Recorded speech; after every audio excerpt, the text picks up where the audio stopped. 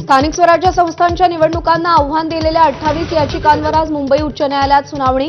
मतदार यादी, सीमांकन आणि प्रभाग आरक्षणाला आव्हान।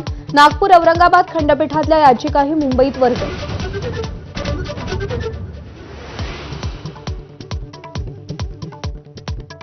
मतदार यादीत नाव नोंदणी संबंधी धक्कादायक बाब समोर। 2 ऑक्टोबर 2024 नंतर 18 वर्ष पूर्ण झालेल्यांची नोंदणी होत नसल्याचं उघड। माहीमच्या तरुणीची हायकोर्टात धाव, आज सुनावणी।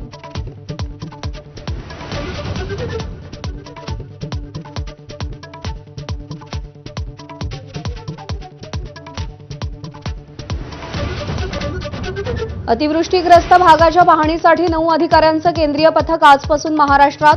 ऑगस्ट आणि सप्टेंबरच्या नुकसानीची पाहणी करणार। केंद्राकडून 1,500 कोटींची मदत आतापर्यंत वितरित।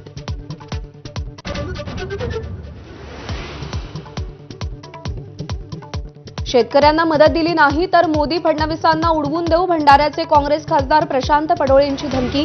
शेतकऱ्यांना हेक्टरी 1 लाख रुपये मदत देण्याची मागणी।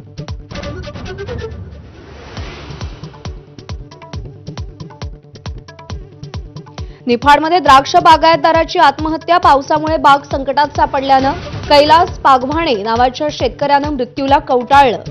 नाशिक जिल्ह्यात 60 ते 70% बागांना अतिवृष्टीचा फटका।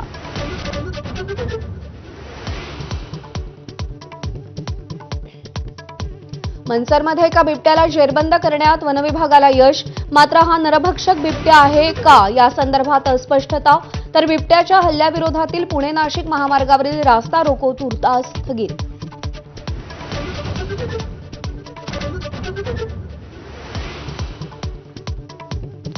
फलटणमधील महिला डॉक्टरच्या आत्महत्येनंतर विरोधकांच्या आरोपांना रणजित सिंग नाईक निंबाळकरांना प्रत्युत्तर। शेर को धमका सकते हैं, डरा नहीं सकते। रामराजेंवर पलटवार। तर कार्यकर्त्यांचा रणजित सिंग निंबाळकरांना दुग्धाभिषेक।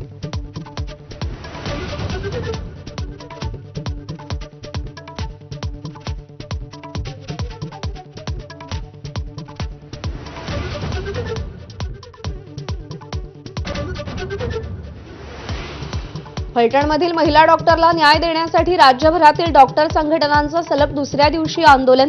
आज ओपीडी आणि इतर सेवा बंद राहणार।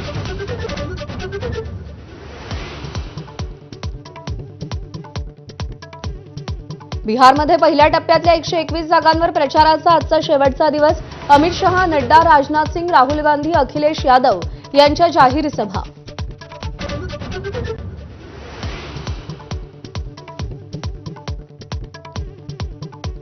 मुंबईतील रोहितार या एन्काउंटर प्रकरणी उच्च न्यायालयात एन्काउंटर बनावट असल्याचं सांगत वकील नितीन सातपुतेंची रीट याचिका। तर माजी शालेय शिक्षण मंत्री दीपक केसरकरांचाही जबाब नोंदवणार।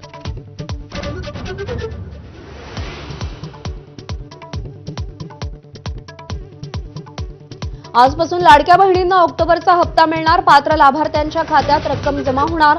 मंत्री आदिती तटकरेंची माहिती। तर 18 नोव्हेंबरपर्यंत ई-केवायसी पूर्ण करण्याचं आवाहन।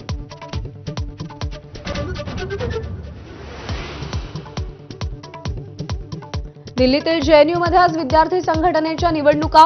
4 जागांसाठी 20 उमेदवार रिंगणात। डाव्या विद्यार्थी संघटना आणि अभाविपमध्ये लढत। 6 नोव्हेंबरला निकाल।